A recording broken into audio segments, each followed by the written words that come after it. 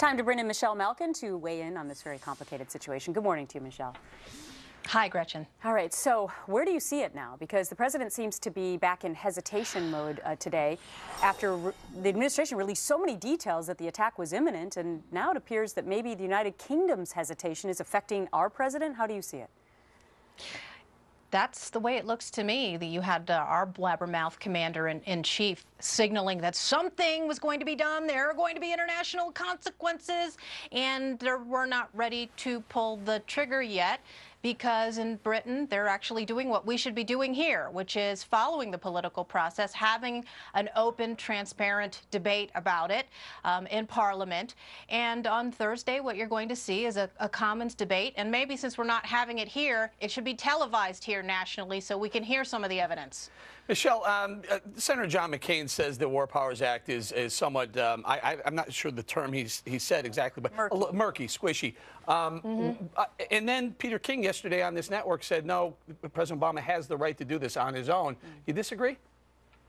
Well, look, there is a vigorous debate about it now, and I understand that Richard Haass says that he doesn't believe that we need to have congressional authority. Again, these are all issues that should be debated before we should do anything about it, certainly. And the larger point, of course, is that if you hold these own administration officials by the same standards for military intervention that they set during the Bush administration, they wouldn't beat the mile. Well, should military decisions, should the decisions to attack be transparent, or should they be made at the highest levels of government? Well, in this particular case, when it hasn't been made clear, or where it hasn't even been made a case yet to persuade the American people that there is a, quote, imminent threat, which is what the standard was laid out by Biden, or that there are clear national security implications for the American people, yeah, it should be made transparent. And I am wondering where the anti-war left is. You remember all of the charades and the theater during the Bush administration of the Code Pinkos with their red-painted hands bursting in on hearings and demonizing every last Bush administration official as an illegal war criminal. And they're very is taking advantage of the fact that there's nobody in Washington right now. Yeah, but in a way, I think President Obama maybe would have alleviated some of the headlines that have been written about him, like reluctant warrior, and maybe there would have been a little bit clearer picture of what his foreign policy is had he acted, just acted and done something. Instead, it makes it look as if he doesn't know what he's doing. And now he's going to brief Congress today. And, in a way, then will he be able to say that it was Congress's action, whatever decision he decides to make? It's complicated. Well, yeah, but that's what he's always going to do, is blame somebody else for his own lack of coherent foreign policy. Meanwhile, of course, you have him dismissing the idea that he needs international consensus, dismissing the idea that he needs to wait for the UN report, as Britain is going to do now. And this is a guy that got elected to office demonizing George W. Bush as this rogue cowboy gone wild on foreign policy. Well, should he be waiting for the UN, in your view, Michelle? Is it not legal or appropriate unless the UN ratifies it? Well, again, the point is that by their own standards, by the left and the Democrat Party's own standards, the answer is absolutely yes. All right, Michelle, I would submit that Molly Heimberg just reported that by no means is a slam dunk yet, which would indicate that there is still some question as to what's going on over there. Can you imagine if we did launch an attack on Syria and it wasn't the right people that were attacking? What would the Middle East be like? What would the hatred for America be like if that were the case? Yeah, and as I said last night on Sean Hannity's show, look, you've got a potential situation where Assad will be deposed, and who will replace him? It may well be someone who is allied with Ansar al-Sharia, the very group that is responsible for orchestrating the Benghazi terror attack, which is we will be marking the first anniversary in less than a month.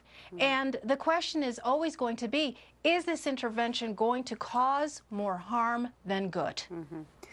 Yep, lots of moving puzzle pieces here. All right, let's move on to the next dicey topic, which is Obamacare. Yeah. Believe it or not, Michelle, a new poll shows that 44% of Americans are not even sure that it's actually the law of the land right now.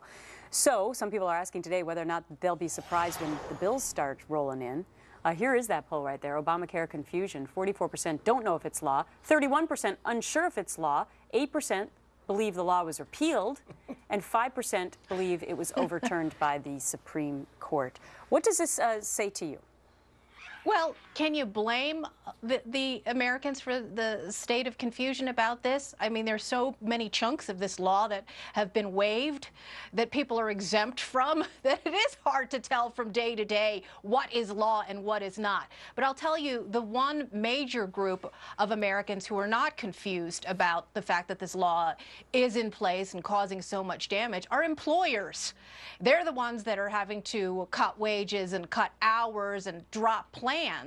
And I think it's the rest of America, the employees, who need to have more of those dots connected for them, that these dire consequences, everything from the new part-time America to cutting back on things like research and development for life-saving medical devices and pharmaceuticals, is directly tied to the fact that this regime is in place and causing harm. Well, let's talk about medical devices and the like. Let's talk about the latest legerdemain and prestidigitation.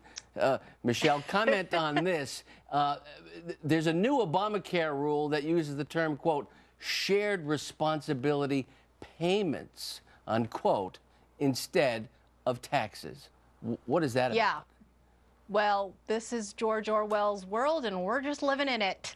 It's the latest of the many euphemisms concocted by the Obamacare health bureaucracy.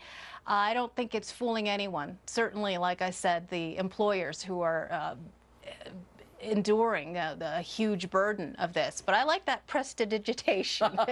Thank you, Michelle. Well, from a great yes. wordsmith like yourself, that's a high compliment. Thank you.